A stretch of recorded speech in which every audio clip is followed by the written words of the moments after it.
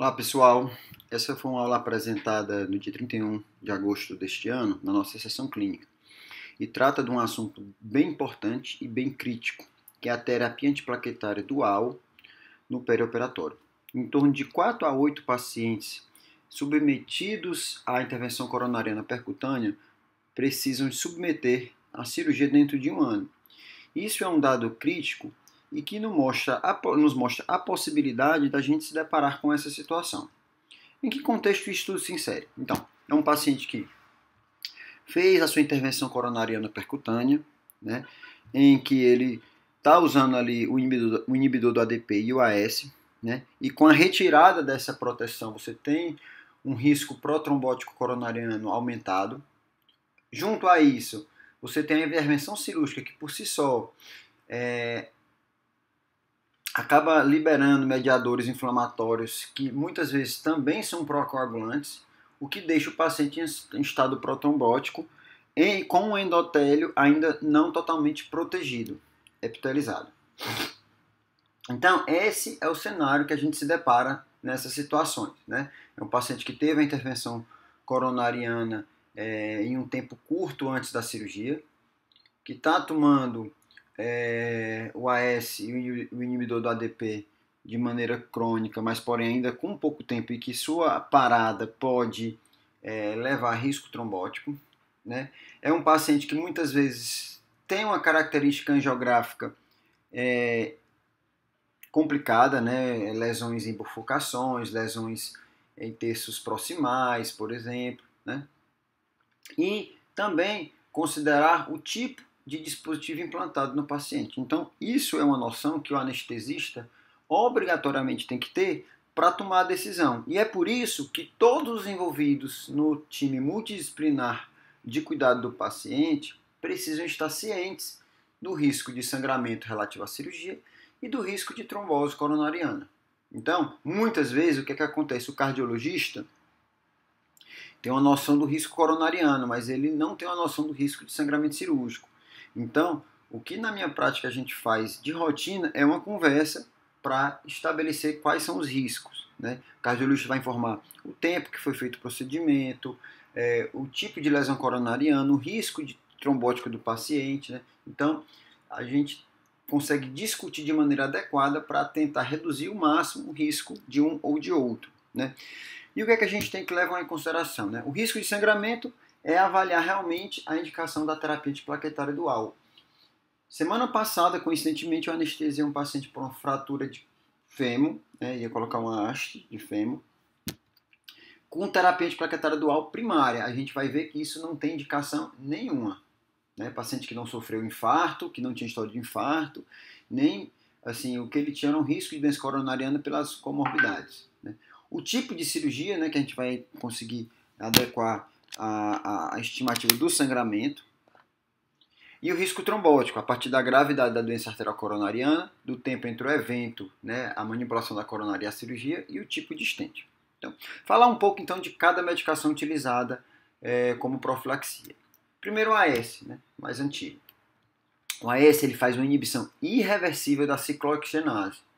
Vejam que ele não inibe diretamente a plaqueta. Ele inibe a produção do tromboxano, que é uma substância protrombótica, né? E que dessa forma você vai inibir a formação de trombo. A meia-vida do AS é de 15 a 20 minutos, porém ele inibe de forma irreversível. Então, aquela plaqueta que porventura você decide transfundir num paciente em uso de AS, quando você transfundir, se porventura não tiver mais AS circulante, essa plaqueta vai conseguir produzir tromboxano.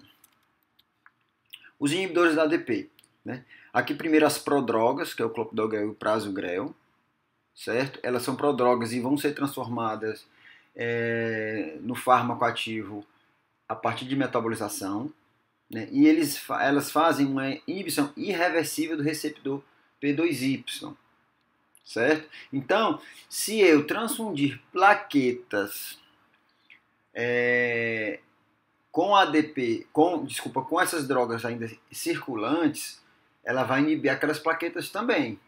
Por isso que a gente vai ver ao final da aula que o ideal é que se você for transfundir plaqueta ou se for uma cirurgia de urgência, você espere pelo menos algum tempo para que reduza essa droga circulante. A meia-vida do clopidogrel é de 30 minutos, porém variações na sua absorção podem levar a duração de até 8 horas, certo? Então a gente tem que, para a gente ter uma segurança maior, a gente vai ver como é que isso funciona direito ao final, nos últimos slides.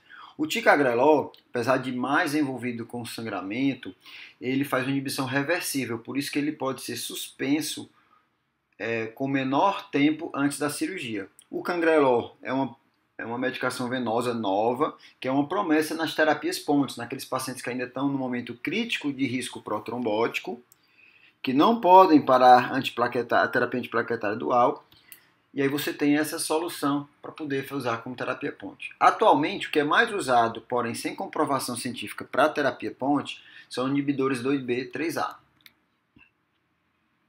O que tem de mais estabelecido na literatura, então, são esses tempos. Né? Primeiro, a profilaxia secundária é para a vida toda.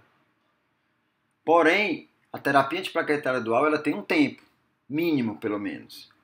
Quando você usa só balão, que muitas vezes também é utilizado como terapia ponte, pelo menos 2 semanas de terapia antiplaquetária dual. Para estente convencional, que hoje em dia é muito pouco utilizado, pelo menos 1 mês, mas que também pode ser usado no caso de terapia ponte. Estentes farmacológicos, a regra é 6 meses. Porém, quando você estratifica o risco de sangramento, você pode reduzir até 3 meses em algumas situações, e se o risco é baixo de sangramento, você vai usar até por mais de 12 meses. Um detalhe interessante que tem que ser levado em consideração nessa decisão é que se o stent foi inserido no contexto da síndrome coronariana aguda, no infarto, com supra ou sem supra, a regra para a terapia antiplaquetária dual é de 12 meses, porque esses pacientes apresentam um maior risco protrombótico. Essa aqui é a diretriz do American Heart Association junto ao Colégio Americano de Cardiologistas, apesar de 2006, é o que a gente tem ainda de mais recente, que deve mudar dentro em breve, mas que a gente vai levar como referência para essa aula. Então, esse é o algoritmo geral, eu vou esmiuçar ele para a gente entender melhor como é que funciona. Doença coronariana, arterial coronariana. Stable Ischemic Heart Disease, né? Doença cardíaca isquêmica estável, aquele paciente que foi fazer um teste ergométrico, uma cintilografia, foi para o CAT porque deu positivo e no CAT colocou um stent, ou seja, ele não teve infarto, não teve síndrome coronariana aguda. Paciente sem história de infarto miocárdico, intervenção percutânea recente, não há nenhum benefício de terapia antiplaquetária dual. Então aqui, eu falei da fratura de fêmur no começo da aula, né, que o médico da paciente prescreveu terapia antiplaquetária dual sem nenhuma indicação. O paciente não tinha nenhuma dessas histórias, nem de infarto, nem de colocação de stent, muito menos de cirurgia cardíaca. E isso só aumentou o risco. Tudo na medicina tem o risco e o benefício. Então, esse médico, especificamente, ele acabou levando o risco do sangramento sem uma redução de risco coronariano, porque não tem benefício comprovado na literatura. Pacientes, mais uma vez, com doença cardíaca estável, que se submeteram à intervenção coronariana percutânea, ele divide, essa diretriz divide entre os stents farmacológicos e os não farmacológicos, convencionais. Na situação de doença estável, pelo menos 1 mês para o stent convencional ou não farmacológico e 6 meses para os stents farmacológicos. É claro que não baixo risco de sangramento, essas terapias podem ser postergadas por mais tempo, até 30 meses. No caso de cirurgia de bypass coronariano, o ideal é até 12 meses. Olha só, no caso de doença coronariana aguda, né, síndrome coronariana aguda, independente do tipo de infarto, para todas as terapias, terapia medicamentosa, terapia lítica, terapia percutânea ou cirurgia, todos eles indicam pelo menos 12 meses de terapia antiplaquetária dual. E se não houver grande risco de sangramento, prolongar por mais de 12 meses. A diretriz europeia traz uns dados semelhantes, né? Mais uma vez. Doença arterial coronariana estável, certo? E aí ela bota no mesmo pacote. 1 a 3 meses, se tiver alto risco de sangramento. Então, aquele paciente que tem, por exemplo, descobriu fez um cateterismo, colocou um stent, no mês seguinte descobriu que tem um tumor de colo. Então você espera ali 1 mês a 3 meses, de acordo com a conversa, às vezes faz algum tratamento neoadjuvante, para poder operar e tirar com mais tranquilidade a terapia antiplaquetária dual. Mas o ideal, se não há alto risco de sangramento, é 6 meses. Para a síndrome coronária aguda, ou seja, intervenção no contexto da síndrome coronária aguda, a regra é 12 meses. E se houver um alto risco de sangramento, pelo menos 6 meses. Mais ou menos o mesmo que a terapia americana fala, só que ele aqui fala que você pode reduzir até 6 meses, né, num caso de sangramento maior. Então a maior diferença nesse algoritmo geral é que no caso de alto risco de sangramento, mesmo no evento, numa situação de contexto de síndrome coronária aguda, você pode reduzir para 6 meses. Bom, então essa é a comparação das duas diretrizes. Mais uma vez, eles sempre separam em síndrome coronária instável e aguda, né? Na coronária inestável, sem risco de sangramento, no caso da diretriz europeia, ela bota no mesmo pacote aqui, né, 6 meses, né, os estentes farmacológicos e os não farmacológicos, quando que a americana, né, desculpem, às vezes traz só para 1 mês o não farmacológico convencional e 6 meses o farmacológico. Então, de uma maneira geral, para síndrome coronária inestável sem risco de sangramento é 6 meses. A americana fala que para estentes não farmacológicos você pode ficar com 1 mês só. Nos pacientes de alto risco de sangramento, você pode reduzir essa terapia de 6 meses para 3 meses. Lembrando que a europeia ainda traz alguns trabalhos mostrando que você pode reduzir até para 1 mês. Certo? Então, para síndrome coronária inestável, 6 meses pelo menos, no risco de sangramento, 1 a 3 meses. No paciente que colocou um stent no evento cardíaco agudo, são 12 meses, desculpem, podendo postergar para ambas as diretrizes. No caso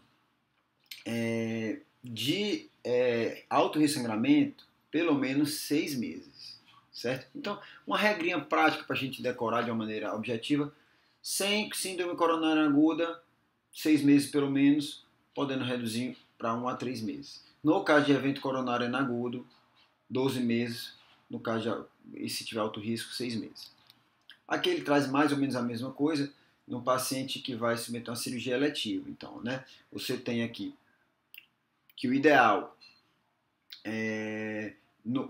primeiro, desculpem, se o paciente teve ou não evento coronário agudo na colocação do stent, né? Se sim, o ideal sempre é pelo menos 6 meses, né? Pelo menos. Se não, 6 meses. Mas você tem ainda uma comprovação melhor que até com 1 mês você pode parar após 1 mês se não teve evento coronariano. Então tudo isso ainda pode ser que mude com os próximos ensaios, tá bom? Mas o que a gente tem de pragmático é isso. É recomendado continuar a aspirina no perioperatório se o risco de sangramento permitir. E recomeçar a terapia antiplaquetária assim que possível. Após implante de stent coronariano, cirurgia eletiva deve ser considerada pelo menos após 1 mês, independente do tipo de stent. E a aspirina deve ser mantida por todo o perioperatório. Então aqui ele fala até 1 mês, se no caso de doença coronariana estável, tá bom? A descontinuação de inibidor P2Y deve ser considerada por pelo menos 3 meses antes da cirurgia, ou 3 dias, desculpa, que é quando eu vou fazer uma cirurgia que eu vou suspender o inibidor do P2Y. Então 3 dias para o ticagrelor, a gente vai ver seritinho, 5 dias para o copilogrel e 7 dias para o prasugrel. Bom, vamos para frente aqui. Então, assim, um detalhe da diretriz americana é que também relativo à síndrome coronariana estável, né, desculpa, a doença coronariana estável, é que ele fala que aqueles 6 meses podem sim também ser diminuídos para 3 meses, como eu falei aqui nesse slide geral, né, que no evento coronariano estável você pode diminuir até para 3 meses. Bom, então a decisão pré-operatória ela tem que ser em conjunto com todos os personagens aí do contexto pré-operatório, anestesista, cirurgião, cardiologista. Certa vez eu fui fazer uma anestesia com artropatia de quadril para um cirurgião com quem eu não estava habituado a trabalhar E o próprio cardiologista que colocou o stent, sei lá, se enganou e suspendeu a terapia antiplaquetária dual para uma cirurgia eletiva com menos de 6 meses. Era uma cirurgia eletiva, né? Apesar de o paciente ter uma artrose de quadril importante, mas era uma cirurgia que poderia ser esperada. Então imagina a situação, o paciente internado já, como era uma equipe com quem eu não trabalhava, eu não tinha visto no pré-operatório e tivemos que suspender. Imagine o transtorno que isso causa. Bom, nessa situação de decisão, você também pode levar em consideração algumas calculadoras, né, como essas de risco de isquemia e risco de sangramento. Existem, inclusive, calculadoras em aplicativos de celular, como esse Precise DAPT, o DAPT Score, que você consegue avaliar melhor o risco de sangramento e o risco de isquemia para poder tomar essa decisão de maneira mais adequada. Essa aqui é uma tabelinha que, na realidade, mostra uma diretriz de manejo desses casos. Então, paciente com alto risco de sangramento, né, você vai avaliar se a cirurgia se o paciente tem risco de trombose alta, baixa, média ou alta. Né? Então, paciente com alto risco de sangramento e baixo risco trombótico, você vai parar toda a terapia. Ou seja, aquele paciente que muitas vezes já fez 12 meses de terapia antiplaquetária dual. O paciente que tem alto risco de sangramento e é uma cirurgia eletiva, você vai adiar a cirurgia tranquilamente. O paciente que tem uma cirurgia que não é adiável e que tem um alto risco de sangramento, você mantém o AS e descontinua o ADP e aqui avalia a necessidade de terapia ponte. Se tiver no período crítico ali de menos de um mês ou menos de 3 meses, menos de 1 a 3 meses ou menos de 6 meses, no caso de síndrome coronariana aguda, você tem que fazer a terapia ponte. Risco intermediário de hemorragia, né? Para cirurgia de baixo risco trombótico, então você pode até continuar o AS. Cirurgias eletivas sempre devem ser postergadas, certo?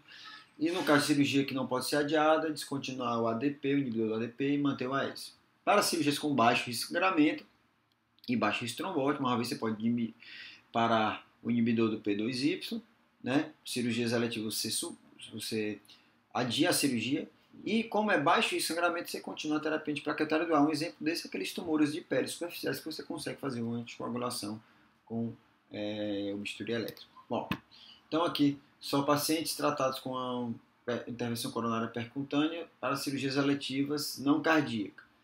Bom, aqui é um resumão daquilo mais uma vez. Stent não farmacológico, pelo menos 30 dias. Se tiver menos que 30 dias, adiar a cirurgia.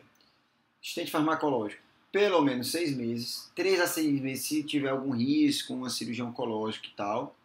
E menos que 3 meses nunca. Então, isso aqui é a diretriz americana. Então, esse quadrinho do Current Opinion, ele traz um resumão de tudo que a gente conversou. AS no contexto da profilaxia primária. Sempre parar. Não tem benefício nenhum manter AS como terapia primária, profilaxia primária, no contexto da cirurgia. Profilaxia secundária só com AS. Você vai avaliar. O paciente tem doença coronária inestável, sem intervenção percutânea, você pode até parar o AS. Mas a maioria dos cirurgiões às vezes mantém o AS no perioperatório. Quando é secundário e o paciente teve intervenção coronária percutânea, você vai continuar o tratamento, exceto em uma situação de risco muito claro e alto de sangramento e repercussão do sangramento, por exemplo, como cirurgia intracraniana. Pacientes em uso de terapia antiplaquetária dual, se completou o tempo de duração, você vai parar o ADP e continuar o AS. Pacientes que não completaram a terapia antiplaquetária dual, o tempo mínimo, né? Aqui esses asteriscos são de acordo com as diretrizes, né? Menor que 2 semanas para angioplastia, menor que 4 meses para stents não farmacológicos, aqui para a diretriz americana, já que a europeia fala que é 6 meses também, né? E menor que 3 a 6 meses para terapia de terapia antidual, no caso de stents farmacológicos, tá bom? E no caso de síndrome coronariana aguda, menor do que 6 a 12 meses. Se a cirurgia é letiva, você vai adiar tranquilamente. Se a cirurgia é de urgência, você vai avaliar o risco de sangramento. Baixo risco de sangramento, continua o tratamento, ok. Alto risco de sangramento, parar os dois e manter obrigatoriamente a terapia ponte. Se o risco é intermediário, você pode suspender o inibidor do ADP e continuar o ácido acessosalicílico, inclusive avaliar também se não há necessidade de terapia ponte. Mais uma vez um resumo. IAM com tratamento clínico, terapia antiplaquetária dual mínima de 6 meses. Cirurgia eletiva não cardíaca, completar terapia antiplaquetária dual sempre que possível, é eletiva, dá para esperar. Cirurgia eletiva não cardíaca em DAC estável, pelo menos um mês após o stent, certo? No caso, o stent. Cirurgia eletiva não cardíaca em paciente de alto risco, pelo menos 6 meses. Só lembrar aqui que nessa DAC estável, essa cirurgia eletiva, o ideal mesmo é pelo menos 3 meses. Aqui é um mínimo, no caso de uma cirurgia que tem um risco de adiamento. Então, paciente com alto risco de trombose, IAM, lesão e amplificação, 6 meses pelo menos, para garantir a epitelização total desse stent. Cirurgia não cardíaca dentro de um mês, sempre fazer terapia ponte. E como é que funciona essa terapia ponte? É indicada principalmente nos casos em que há necessidade de suspensão do AS e do inibidor do ADP. Você vai descontinuar o fármaco, você vai começar a terapia ponte 72 horas após a descontinuação do fármaco que o paciente está usando. Né? Lembrar que apesar de ser utilizado, não há um suporte objetivo de comprovação de ausência de risco. E a terapia ponte com AINES e heparina não é recomendada. Tá bom? Então, descontinuação do inibidor do ADP. Ticagrelol, principalmente por ser uma medicação que não é prodroga e tem uma meia-vida menor, 3 dias. Né? Aqui faltou 3 a 5 dias, mas a maioria trazem já 3 dias. Clopidogrel, 5 dias e o Prasugrel, 7 dias. No caso de neurocirurgia, aumentar para 2 dias a suspensão dos inibidores do ADP e suspender o AS por 5 dias. Há trabalhos mostrando que a recuperação da função plaquetária já ocorre em 5 dias. Certo? Então esse é um slide bem interessante para a gente ter na cabeça. Aqui é uma figurinha então para mostrar. Suspensão, aqui é a cirurgia, né? Mostrando aqui o bisturi. Suspensão do Prasugrel 7 dias antes. O mnemônio que eu uso é o que tem S de 7. Clopidogrel 5 dias. E o Ticagrelol 3 dias. Certo? E reassumir ou retornar com essa terapia 1 a 4 dias após a cirurgia, a depender de uma conversa com o cirurgião do risco de sangramento pós-operatório. Então aqui mostrando a terapia ponte, né, uma dose pequena de aspirina continuada por todo o procedimento, parar aqui o Clopidogrel, o Prasugrel ou o Ticagrelol nos tempos adequados, começar a terapia ponte até 72 horas após a retirada dos inibidores do ADP e voltar após a cirurgia.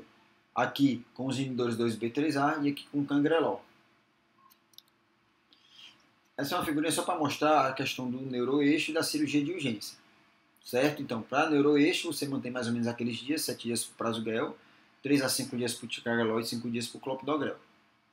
E recomeçar logo após, sempre que possível, avaliar a partir do contexto do tipo de cirurgia. Cirurgia de emergências, parar os inibidores do ADP e avaliar a necessidade de continuar ou não a aspirina. Certo? Lembrar que é muito importante a temporização entre a última dose do inibidor do ADP e a cirurgia, considerando os tempos de ação desses fármacos que eu falei. Certo? Por quê?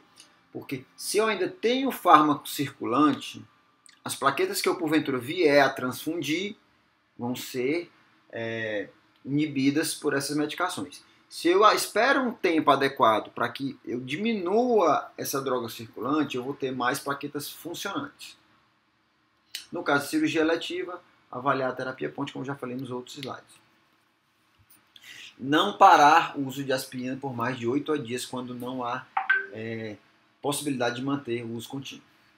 Retorno ao uso de antiplaquetários, AS no primeiro PO, inibidores do ADP, 24 a 72 horas. Alguns trabalhos 1 a 4 dias. E o período crítico, né? Aquele período em que você tem um alto risco trombótico coronariano. Estentes convencionais, menos que 30 dias, estentes farmacológicos menor que 3 meses. Algumas diretrizes já trazem aqui até um mês no caso de doença